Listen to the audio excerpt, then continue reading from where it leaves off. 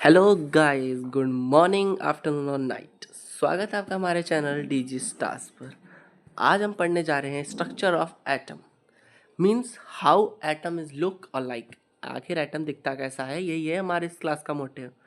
एक एटम एक बहुत ही फंडामेंट, बहुत ही इतनी छोटी इकाई, बहुत ही छोटी चीज़ है जिसको नापना बहुत ही मुश्किल, मतलब कि मिनिमम स्मॉलेस्ट चीज़ जिसे कोई डिवाइड ना कर सके उसी को हम एटम कहते हैं।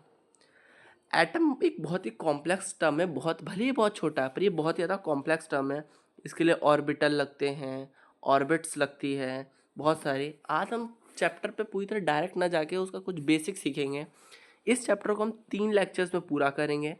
पहले लेक्चर्स में हम आज के बेसिक क्लियर करेंगे, दूसरे लेक्चर में हम ऑर्बिटल्स, ऑर्बिट्स और उनकी जो थ्योरीज जो दी गई थी साइंटिस्ट के द्वारा वो, और फिर आखिरी में जो थर्ड लेक्चर होगा, थर्ड लेक्चर में हम इसके जितने लॉज थे जैसे कि आउबॉ प्रिंसिपल्स, प्लैंक कांस्टेंट, इन सब के बारे में जान के इसको ख़त्म करेंगे। तो आइए शुरू करते हैं हम पहला चैप्टर। तो हाउ एटॉमिक नंबर, इसका स्टार्टिंग है एटॉमिक नंबर। एटम से आप जान सकते हैं एटम, एटॉमिक मतलब एटम, एटम को बता रहा है। नंबर मतलब कोई इकाई या कोई मापन के लिए एक क्वांटिटी देना ही नंबर होता है। तो एटॉमिक नंबर जो एटम का होता है वो डिसाइड होता है उसके अंदर के पॉजिटिव चार्ज से। मीन्स उसके न्यूक्लियस, मतलब कि एक सेंटर है, उसके न्यूक्लियस पे पॉजिटिव चार्ज रहता है। तो न्यूक्लियस का जो पॉजिटिव चार्ज है वही बताता है कि एटम ने कितना एटॉमिक नंबर होगा। Number of positive charge describes the atoms atomic number. इसको डिनोट किया जाता है जेड से, और इसको डाउनवर्ड साइड लिखा जाता है। डाउनवर्ड साइड से मतलब होता है इसका कि अगर एक एटम है, एक्स नाम का कोई एटम है, तो इसको जेड नाम से इधर डोनेट करते हैं, और ए नाम से हम इसे मास नंबर डिनोट करते हैं, जो आगे हमारा है मास नंबर। मास नंबर भी होता है, मास समझ लेते हैं, एटॉमिक मास नंबर। वैसे तो ये एटॉमिक मतलब एटम का मास नंबर, नंबर भी मास का है। अब मास होता है वो क्वांटिटी, न्यूक्लियस पे कितना पॉजिटिव चार्ज है, न्यूक्लियस पे कितना प्रोटॉन और न्यूट्रॉन है या पॉजिटिव चार्ज है, वही डिस्क्राइब करता है कि इसका एटॉमिक मास कितना होगा। एटॉमिक मास को ए से डिनोट करते हैं, इसके लिए फॉर्मूला तुमने बता ही दिया, प्रोटॉन न्यूट्रॉन, मतलब नंबर ऑफ प्रोटॉन को जोड़ दो नंबर ऑफ न्यूट्रॉन से, तो ही आ जाएगा हमारा मास नंबर। इसी तरह इसको अपवर्ड साइड लिखा जाता है, मतलब अपवर्ड साइड से आप समझ सकते हैं कि इसे ऐसा लिखा था कि ये रहा एक्स, एक्स के ऊपर हम लोग मान लेते हैं ए रहेगा इसका मास नंबर, जेड रहेगा कोई इसका एटॉमिक नंबर। ये होता है, इसको डिस्क्राइब करेगा पैटर्न। इसके बाद हम बात करते हैं वेवलेंथ। वेवलेंथ क्या होती है आप आगे पढ़ेंगे, चैप्टर नंबर 14 फिजिक्स का एक चैप्टर है वेव। वेव बताता है, उसमें जो टॉपिक है वेवलेंथ। इस वेव का, इस वेव को अगर हम देखें कि ये इधर से लेके इधर तक, ये इसका पूरा एक साइकिल होता है। ये वेव का जो पूरा एक साइकिल होता है इसे हम लैम्डा से डिनोट करते हैं। इस लैम्डा को ही हम वेवलेंथ कहते हैं। इस लैम्डा की वैल्यू होती है एमस्ट्रॉन्ग, मतलब 10 एमस्ट्रॉन्ग होती है। वैसे तो मतलब कि पावर में देखें तो 10⁻⁻10 होती है इसकी पावर। तो ये वेवलेंथ होता है। इसे आप आज आस्था जैसे जानते हैं कि ये तरंगे, वेव को मतलब आप तरंगे कह सकते हैं, ये तरंगे होती है, ये वेवलेंथ डिनोट करती हैं। पर हालांकि सारी तरंगे ऐसी नहीं होती, ऐसी ऐसी भी तरंगे होती हैं, ऐसी ऐसी भी होती है। और जब चैप्टर में जाएंगे तो आपको इसमें बारे में और डिटेल फॉर्मेट में पता चलेगा। इसी के साथ हम आगे बढ़ते हैं अपनी फ्रीक्वेंसी। फ्रीक्वेंसी एक टर्म होती है। फ्रीक्वेंसी अगर आपको निकालना है, और याद रखना वेवलेंथ तो एक टाइम पीरियड में निकाला जाता है, मतलब कि एक वेव को एक बार ऊपर एक बार नीचे, ये पूरा साइकिल जोड़ के एक टाइम पीरियड बनता है। इसमें इधर से लेके इधर तक वेव ने कितना ट्रैवल किया उसी को हम लैम्डा कहते हैं। बता दिया आपको, डिस्कशन के लिए बता दिया, आसानी पड़े।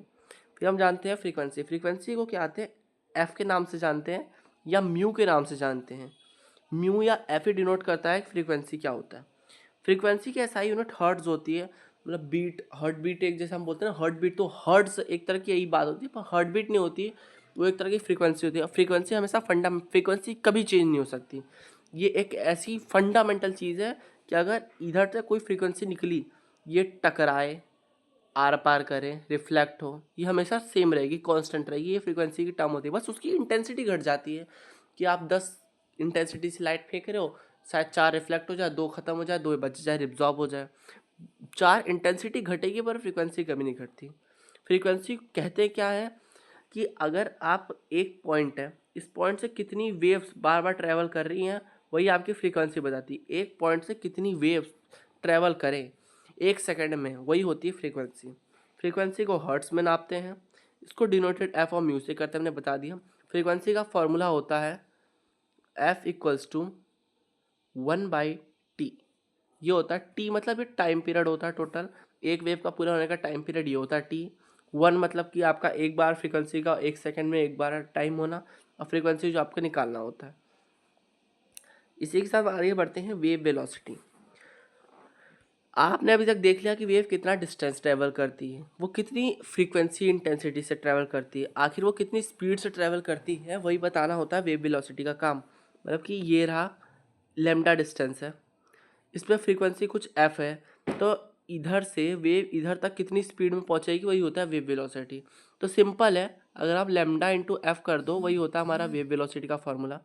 ये बताता हम वेव वेलोसिटी क्या होती है। अब वेव वेलोसिटी आप देख सकते हैं, लैम्डा एक लेंथ है, आप इतना समझ सकते हैं कि वेव का ट्रैवल करने का लेंथ को हम लैम्डा कहते हैं। तो लैम्डा लेंथ है, तो एक डिस्टेंस को ट्रैवल करना 1 सेकंड में वही बताता है कि आखिर कितना होता है वेव वेलोसिटी। जैसे कि आप देखते हैं speed equal to distance upon time, तो वही ये डिस्टेंस अपॉन टाइम वही होता है हमारा लैम्डा वेव वेलोसिटी। जो वेव वेलोसिटी है उसको हम आगे रिलेशन में निकालते हैं, तब निकालते हैं v equals to I lambda F या म्यू, जो हमारा बताता है इसका रिलेशन। अब आगे हम पढ़ते हैं वेव नंबर। आखिर वेव नंबर क्या होता है? वेव नंबर मतलब वेव, और नंबर मतलब कितनी वेव्स हैं, आखिर कितनी वेव्स यहाँ पे ट्रैवल कर रही हैं वही बताता है वेव नंबर। वेव नंबर को कहते हैं हम के से डिनोट करते हैं, इसका मेजर करते हैं तो इसको हम देखते हैं, इसको 1/मीटर स्क्वायर में मानते हैं। 1 इसको कहते हैं 2 पाई/लैम्डा, इधर भी एक्स से लैम्डा गया, 2 पाई का बचा, मीटर इनवर्स पे बचता है। या वेव्स पे पढ़ेंगे, हम वेव्स में आएंगे तो आपको ये चैप्टर और डिटेल पढ़ा सकता हूँ मैं। उस पर वेव्स पे बहुत सारी आती है, ओमेगा आता है, लैम्डा आता है, वेव डिस्टेंस, वेव लेंथ, बहुत सारे टर्म्स आती हैं, वहीं उनका रिलेशन बनता है। अब आइए जानते हैं इनका रिलेशन के बारे में। मैंने आपको बता दिया wave number k equals to frequency into wave velocity. Frequency into wave velocity, frequency ये रही डिवाइड बाय वेव वेलोसिटी, ये होता है हमारा के की वैल्यू। अब जानते हैं वेव वेलोसिटी वी होता है, और वेवलेंथ इंटू वेव मतलब कि लैम्डा इंटू एफ, ये होता है हमारा इसकी वैल्यू। यही होती है हमारे दोनों के बीच का रिलेशन, ये डिनोट करता है। और इसके बारे में और जानते हैं क्या होता है। अब जानते हैं आइसोटोप। आइसो मतलब होता है, आइसो मतलब सेम, टोप मतलब नंबर।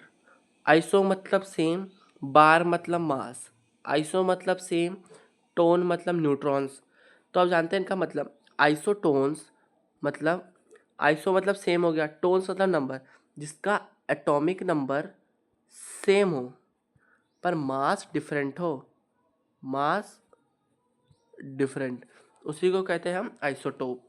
आप जैसे हाइड्रोजन H1 H2 H3, जो हाइड्रोजन होता है उसका मास 1 2 3 वेरिएबल हो जाता है, तो एटॉमिक नंबर तो दोनों का सेम है, हाइड्रोजन का एटॉमिक नंबर 1 1 1 1 रहता है, तो उसका मास 1 2 3 3 में टूट जाता है। तो एक इसका एग्जाम्पल ये हो गया। अगर हम और जाएं आइसोबार में, तो आइसोबार में आप देख सकते हैं जैसे कि एटॉमिक नंबर सेम है पर मास डिफरेंट हो जाता है, ओ मास नंबर सेम है पर एटॉमिक नंबर डिफरेंट हो जाता है। जैसे कि आर्गन का 18 होता है, पोटेशियम का 19 और 20 होता है कैल्शियम का, पर दोनों का मास नंबर 40, इसका भी 40, इसका भी 40। ये बताता है कि दोनों का मास नंबर सेम है पर एटॉमिक नंबर डिफरेंट है।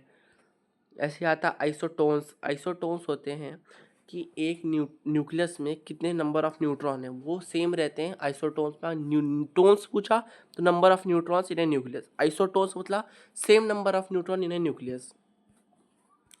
जैसे कि ऑक्सीजन है, ऑक्सीजन में 7 8 और 16 होते हैं, ऑक्सीजन में 8 और 16, इसमें नाइट्रोजन में 7 और 14। जब हम उसमें देखो आप देख सकते हैं कि मैं इसके चार्ज के साथ ये भी बढ़ रहा है, पर इसमें न्यूट्रॉन की मात्रा सेम रहती है, क्योंकि दोनों में चार्ज का फ़र्क हो जाता है, जो चार्ज पाके निकल जाते हैं, इसलिए इसको वो सेम मान लेते हैं, इसलिए इसका न्यूट्रॉन का नंबर हमेशा सेम रहता है। आइसो इलेक्ट्रॉनिक स्पीसीज, आइसो मतलब सेम, इलेक्ट्रॉनिक मतलब इलेक्ट्रॉन की मात्रा है कि स्पीशीज़ के अंदर कितनी, एटम के अंदर कितने इलेक्ट्रॉन्स है वो सेम बताना, यही होता है सेम नंबर ऑफ इलेक्ट्रॉन्स। जैसे कि O2, O में टोटल इलेक्ट्रॉन होते हैं, O2 मतलब क्या हो गया, O2 ओ में होते हैं आपके 8 और उसमें जोड़ के 8 16 इलेक्ट्रॉन इसमें होते हैं। एफ फ्लोरीन में भी 16 इलेक्ट्रॉन होते हैं। नाइट्रोजन सोडियम पॉजिटिव उसमें भी इतने पाए जाते। ये उसका वो बताता है कि how electrons is donated and same to age, ये बताता है हमें। अब इसका कुछ एक इम्पॉर्टेंट टर्म्स जान लेते हैं ताकि हम आगे जब चैप्टर पढ़ेंगे इलेबोरेट फॉर्म में तो उसको आसान से हम समझ जाएं। तो पहला होता है चार्ज ऑफ एटम और चार्ज ऑन इलेक्ट्रॉन्स। इलेक्ट्रॉन्स का चार्ज, फर्स्ट ऑफ ऑल सारे चार्ज को हम कूलम में नापते हैं। Coulomb is the SI unit for the charge. हमने जब पहला चैप्टर पढ़ा था 11th और 12th का, तो उसमें हमने पढ़ा था इलेक्ट्रिक चार्ज। इलेक्ट्रिक चार्ज में हमने कूलम पढ़ा दिया था। उस कूलम के बारे में यहाँ पे बातें की गई हैं। ये 11th का है चैप्टर, वो 12th का है, पर आपने इसको बेसिक से आप यहाँ पढ़ेंगे तो आपको वहाँ पे दिक्कत नहीं पड़ेगी। तो ऐसे चार्ज ऑन इलेक्ट्रॉन, इलेक्ट्रॉन का चार्ज -1.6 इंटू 10⁻⁻19 कूलम। लोग अक्सर ये गलती कर देते हैं, प्रोटॉन का जब चार्ज लिखते हैं तो सोचते हैं प्रोटॉन से पॉजिटिव होता है, पर असलियत में प्रोटॉन में जो इलेक्ट्रॉन में होता है तो -1.6 होता है और प्रोटॉन में +1.6 होता है। लोग इसको 10 की पावर जब इंटू करते हैं तो उसे भी -19 लिख देते हैं, पर असलियत में इसमें लिखते हैं तो 10 की पावर +19 लिख देते हैं, वो गलत होता है। यहाँ पे सिर्फ प्रोटॉन में आगे प्लस होता है जो इसकी वैल्यू बताती है बहुत ही ज़्यादा छोटी है। ये इसका डिनोशन होता है इसका एक तरह से। अब न्यूट्रॉन में देखें, न्यूट्रॉन को कह ही रहे, नाम ही उसका न्यूट्रॉन, तो मतलब उसका चार्ज ही 0 होगा।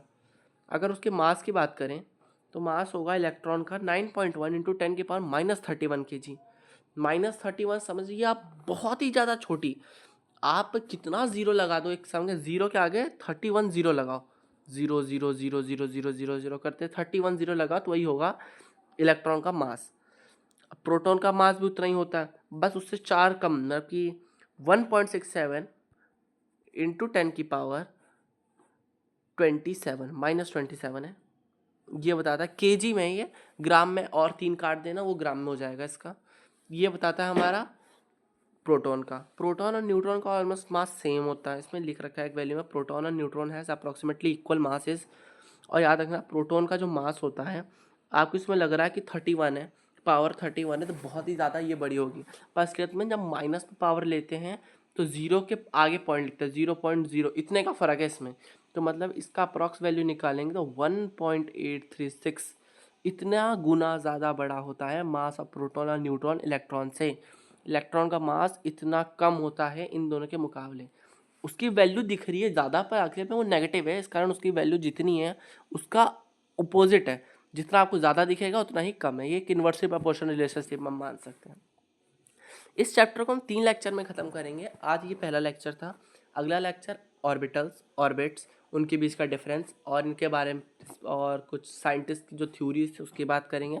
और आखिरी में हम सारे प्रिंसिपल्स की बात करेंगे, प्लैंक कांस्टेंट, आउबॉ प्रिंसिपल्स और ऐसे जितने प्रिंसिपल्स हैं उनके बारे में बात करते हैं। हाइजेनबर्ग की बात करके सब खत्म करेंगे। यही था हमारा एक छोटा सा चैप्टर, इसका explanation. Thank you and like and subscribe.